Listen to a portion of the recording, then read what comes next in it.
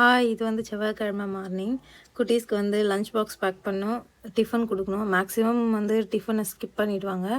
ஜானும் சாப்பிட்டு தான் போவா. அவன் 9:30 அப்படிங்கிறதால. பிரணிதா வந்து பால் குடிக்கிறதே 7:30, 8:00. அதனால வந்து மேக்ஸிமம் ஸ்கிப் பண்ணிடுவா. இல்லைனா நான் செஞ்சிட்டேன்னா ஒரு இட்லியாச்சும் நான் ஊட்டி விட்டுருவேன். இல்லைனா சாப்பிட்றது ரொம்ப கஷ்டம். இந்த மினி இட்லி பண்ணிட்டேன்னா ஃபோர்க் வச்சு கொடுத்தா அவங்களே சாப்பிட்ருவாங்க. பீட்ரூட் இட்லி தான் பண்ணியிருந்தேன். அந்த அரைச்ச பீட்ரூட் பேஸ்ட்டை அப்படியே வச்சுருந்தேன். சப்பாத்திக்கும் அதை யூஸ் பண்ணிக்கிட்டேன். இதை வந்து கொஞ்சம் விரும்பி சாப்பிட்றாங்க 2 பேருமே. இதில் வந்து ஒரு பச்சை மிளகா போட்டு அரைச்சிக்கிட்டேன் காரத்துக்காக. அதில் வந்து பொடி, இட்லி பொடி இருக்குல்ல, நெய் போட்டு அதை போட்டு மிக்ஸ் பண்ணி கொடுத்தாலே சாப்பிட்ருவாங்க.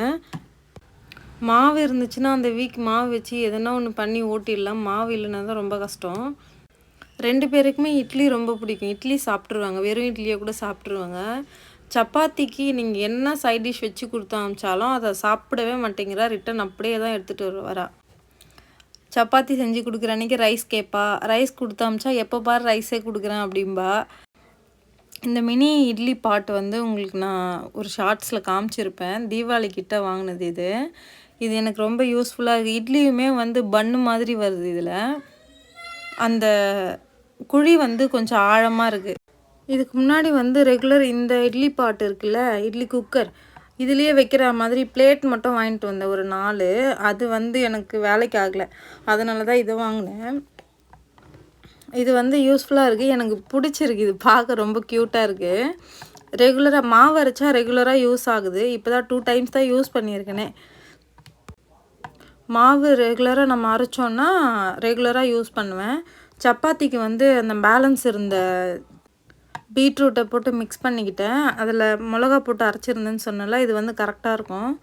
பத்தலைன்னா தண்ணி ஊற்றி மிக்ஸ் பண்ணிக்க வேண்டியதான். என்கிட்ட ஒரு பீட்ரூட் தான் இருந்துச்சு. அதனால் இருந்த வரைக்கும் போட்டேன். பூரி போடலான்னு தான் பிசைஞ்சேன். மாவு வந்து கொஞ்சம் ரொம்ப சாஃப்டாகிடுச்சு. அதனால் சப்பாத்தியே போட்டேன். ஸ்நாக்ஸுக்கு வந்து பொமோகிரானட். இது வந்து ரொம்ப டார்க்காக பார்க்கவே செம்மையாக இருந்துச்சு இந்த பொமோகிரானட். 2 பேருக்குமே ஸ்நாக்ஸுக்கு வந்து இதுதான் பொமோகிரானட் தான். டிஃபன் பாக்ஸுக்கு வந்து சப்பாத்தி, வெறும் சப்பாத்தி தான் சாப்பிடுவா. அதனால் வெறும் சப்பாத்தி.